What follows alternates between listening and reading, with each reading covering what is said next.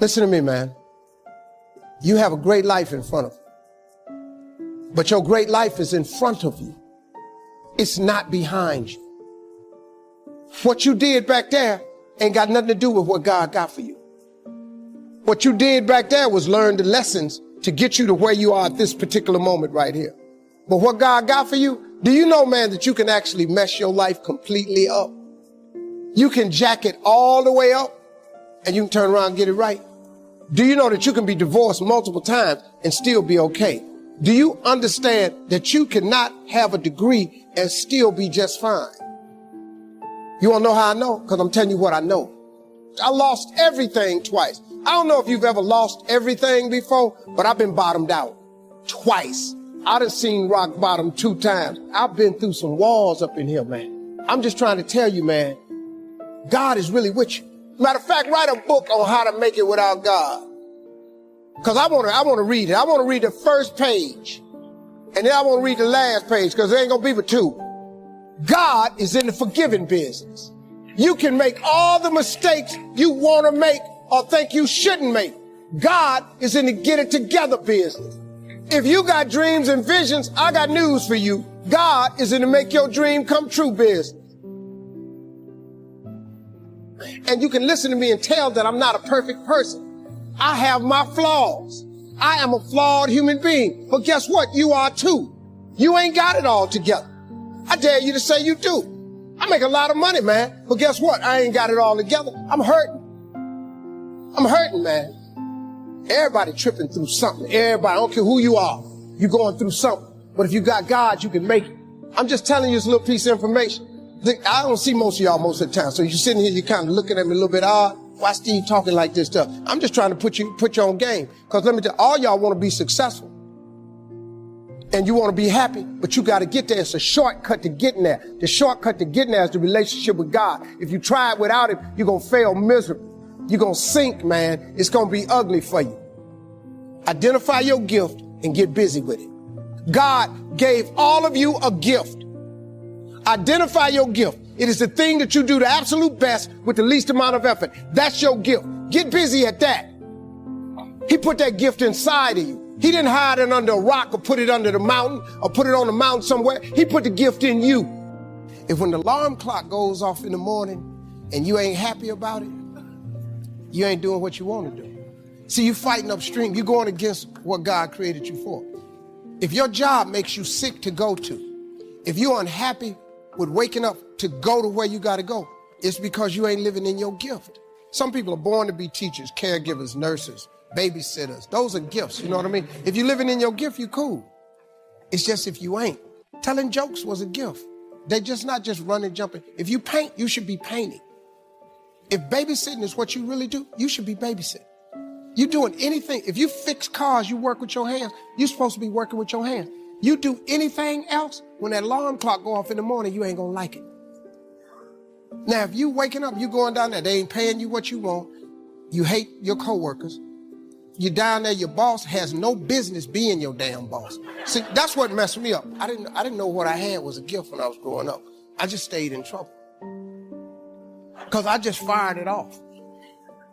My gift is I could take anything, any piece of information and transpose it into comedy immediately. I don't have to think. It just comes to me instantly. It's a gift. It's crazy. And when I was young, I didn't know how to control it. I just stayed in trouble. I would hate to die and never do the thing I was born to do. You should look into that before you mess around and check out of here. As a kid, you know, I didn't know, but my gift is that I found out later on. I have the ability to think extremely quick, and I can take any piece of information and transpose it into comedy immediately. That when you're a kid and you don't understand that, you get in a lot of trouble. You know, I didn't know what it was until I got older, that this was a gift, that it did make room for me, that I became a stand-up comedian, which started with a dream of mine, and it led to where I am today. It's a lot of stuff that happened in between there. But your gift is the thing that you do the absolute best with the least amount of effort. That's your God-given gift, and everybody has one, and God gives it to you at birth. You don't have to go anywhere to discover it. It's not in the water. It's not on the mountaintop. It ain't hid under a rock. Your God-given gift is instilled in you at birth.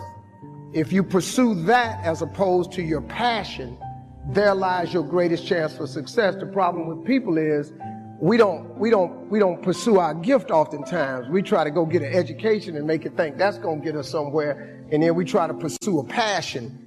If you identify that gift, man, that gift is the thing that can make you great. I mean, it is what it is. You know, it's COVID. This is the first time that the entire world has had the exact same problem. I mean, we just have to deal with it. You know, it's not just happening for Americans. It's not just happening for the poor. Rich people catching it. You understand? This can attack anybody. So it's something we all got to pay attention to. A lot of people are looking at this the wrong way. There is a blessing in everything.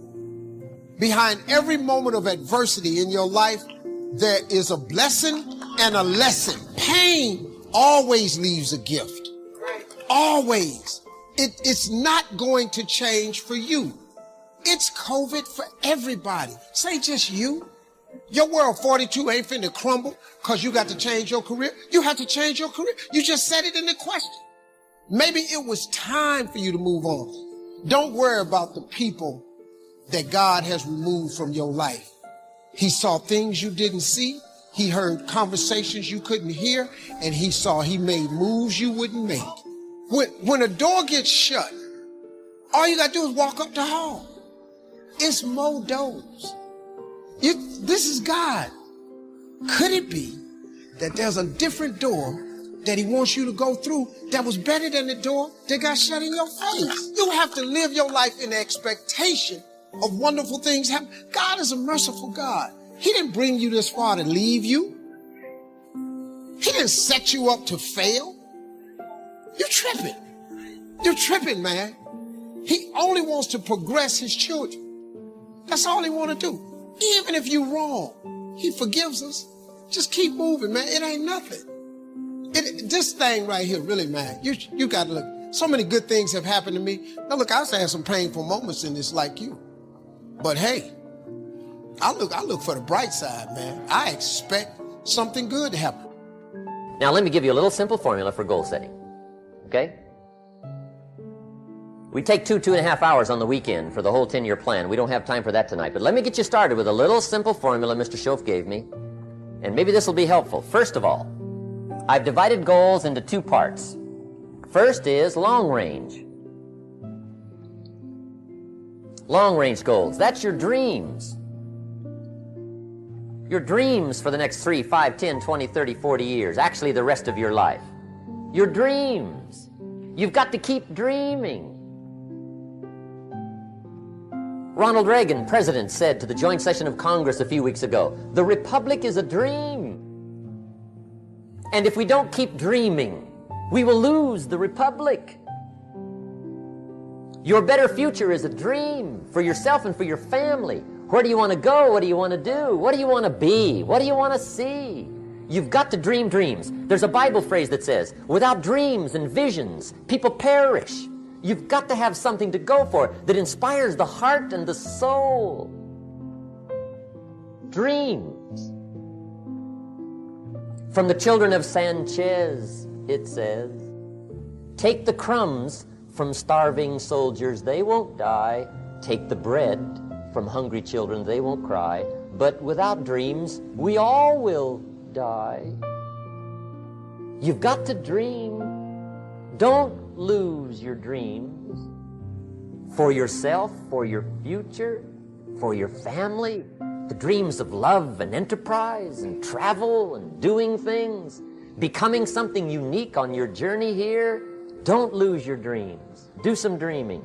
That's long-range goals. You've got to have those. So that's number 1. Here's the second part of goals, short range. Short-range goals.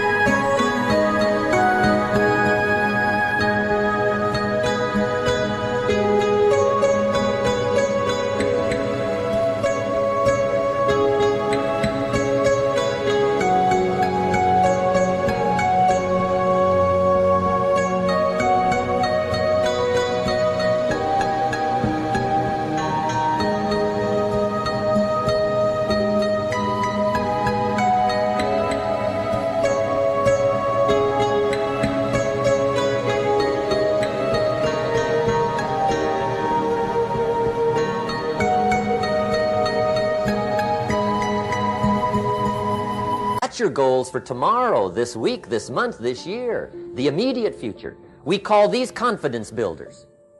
Because if you set up something short range, go for it, get it, latch onto it, work hard, accomplish it. That starts building your strong feelings to go for your dreams. Goal setting is not something you do just once. It's a continual process. Also, you must constantly check your progress toward your goals. You don't want to fall too far behind on, or worse, lose sight of, your important goals. Now, just as important as your long-range goals are your short-range goals. Your goals for tomorrow, next week, next month, 6 months from now. These are goals you can accomplish within the next year, the immediate future. We call these goals confidence builders. When you work hard, burn the midnight oil, and accomplish these little things, it builds your confidence to go for your long-range goals. Write down in your notebook or journal all the little things you would like to have or accomplish in the next year. How you set up this list is up to you. You might want to break it down by week or by month. Set it up in whatever way works well for you.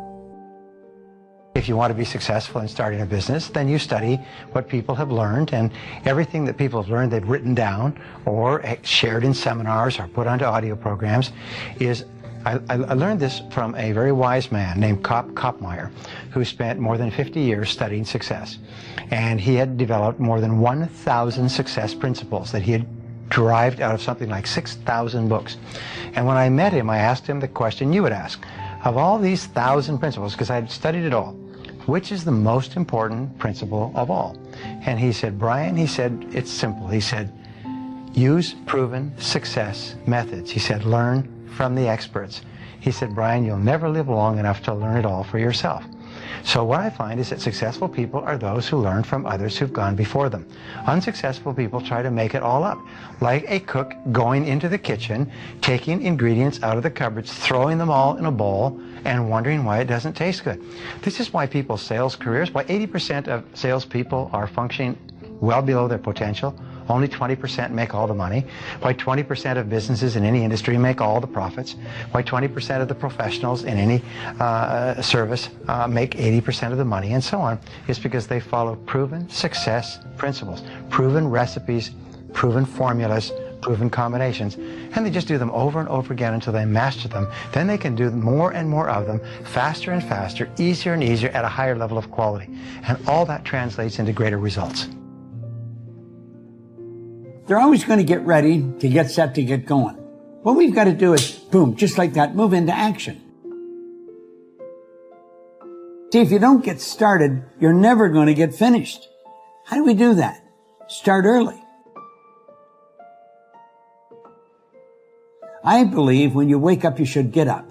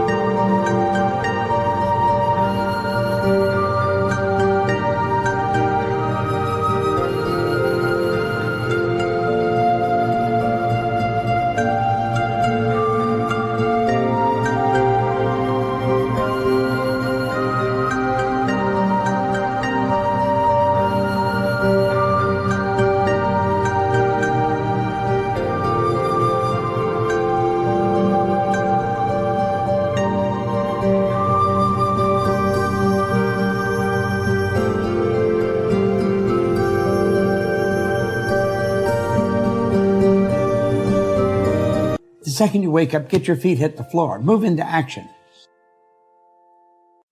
And you know, you'd be wise if you sit down at night before you go to bed and write down 6 goal-achieving activities. These are goal-achieving activities. Write down 6 of them. And when you wake up in the morning, you move into action. You know where you're going to go. You don't even have to think about it. Step into action and get on the first one. When you get it done, forget it and go to the second one.